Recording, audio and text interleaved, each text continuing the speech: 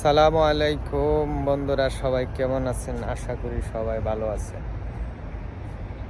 পৃথিবীতে মানুষ যতদিন বেঁচে থাকবে, মানুষের সমস্যা থাকবেই এবং সমস্যা আসবেই। সমস্যাকে কখনোই আপনারা প্রাধান্য দিবেন না।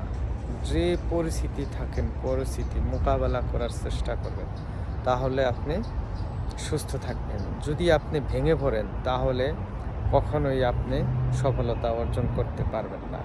জীবনে চলার পথে অনেক কষ্ট করে যুদ্ধ করে চলতে হয়, তবে মানুষ কিছু কিছু সময় ভেঙে পড়ে।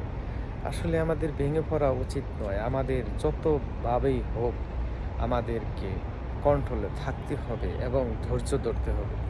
সময় আপনার দিন যাবে, সময় যাবে, প্রকৃতির যে নিয়ম, যে কিছু আছে সব কিছুই আপনাকে প্রকৃতির মাঝে বিলিয়ে দিতে হবে। প্রকৃতি আপনাকে কোনভাবে চালাবে একমাত্র উপর আল্লাহ জানে।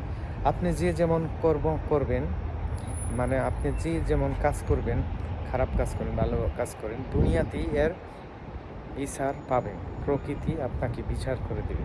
আজকে আমি যদি খারাপ করি, আমার ভবিষ্যৎ খারাপ। আজকে আমি যদি ভালো করি, ভবিষ্যৎ আমার ভালো। তাই আমি বলছি, পরের কোনো ক্ষতি না করে সবসময় পরকে উপকার করার চেষ্টা করবেন, এবং উপকার করলে আপনি অবশ্যই প্রতিদান পাবেন। তার প্রতিদানের কোনো আশা করবেন না। আল্লাহ তাআলা আপনাকে অবশ্যই প্রতিদান দেবে। তো যারা উপকার করেন, তাদেরকে একটাই কথা বলবো, যারা উপকার পেয়েছেন তাদেরকেও একটা কথা বলবো, আপনারা উপকার পেয়ে কখনো উপকারকারীকে ভুলে যাবেন না। কারণ আপনার একটি কথা আর সে অনেক কষ্ট পায়, আপনাকে অনেক উপকার করেছে, আপনি লাস্টে কী করলেন? তাকে অপমান অপদস্থ করলেন। তো সেই জন্যই বলছি যে উপকার যে ব্যক্তি করে, তাকে কখনোই অপমান অপদস্থভাবে কথা বলবেন না। তাতে আপনার জন্য আল্লাহ তাআলার কাছে অনেক আপনি সম্মান পাবেন। আল্লাহ তাআলা আপনাকে অনেক ভালোবাসবে। অনেকেই আছে, উপকার যদি আমি করি, সে আমাকে ভুলে যায়, নানান লাঞ্ছনা মাঞ্ছনা করে।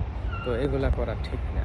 তো যাই হোক, যারা উপকার যাদেরকে করছি, তারা আমাকে ভুলে গিয়েছেন, তো সমস্যা নাই, আমি আপনাদের ভুলি নাই। এবং আপনাদের যে আমি উপকার করছি, এই উপকারের প্রতিদান একমাত্র উপরওয়ালা আমাকে দিয়েছে ইনশাল্লাহ।